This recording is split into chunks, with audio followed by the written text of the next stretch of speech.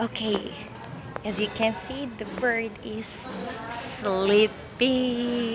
I cannot get any closer because it might fly away.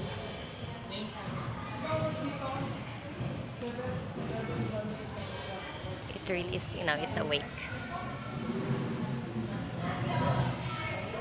It was sleeping earlier.